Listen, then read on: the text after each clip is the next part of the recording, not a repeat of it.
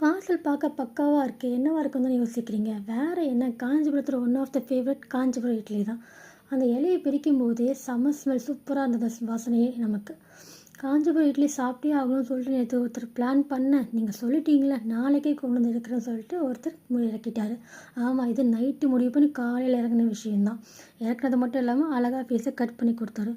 இந்த காஞ்சிபுரம் இட்லி என்ன ஸ்பெஷல் இருக்கும், அதோட ரவை, மிளகு, சீரகம், அப்புறம் சுக்கு பவுடரெல்லாம் போட்டு அழகாக சூப்பராக செஞ்சுருக்காங்க. வாசனை அள்ளுச்சு. எனக்கும் கொடுங்கடா சொல்லி கேட்கும்போது இலையில வச்சு எனக்கும் கொடுத்தாங்க. நானும் சாப்பிட்டேன். இதில் என்ன டிஸ்அட்வான்டேஜ்னா, இதுக்கு சட்னி சாம்பார் எதுவுமே கொடுக்கல. சரி பரவாயில்ல, சாப்பிட்டு பார்ப்போம். சாப்பிட்டா ஒன்று நல்லா தாராளமாக உள்ளே இறங்கிச்சு சட்னி சாம்பார் இல்லாமல். எல்லோரும் சாப்பிட்டு நல்லா இருந்துச்சு. ஒருத்தர் மட்டும் எனக்கு சாம்பார் வந்து தான் சாப்பிடணும்னு அடம் பிடிச்சாரு. அவரும் சாம்பார் வர வச்சு அவருக்கும் சாப்பாடு கொடுத்தாச்சு. எல்லோரும் சாப்பிட்டோம். டேஸ்ட்டும் சூப்பராக இருந்துச்சு. பிரேக்ஃபாஸ்ட் ஆஃபீஸ்லேயும் முடிஞ்சிருச்சு. தேங்க்யூ.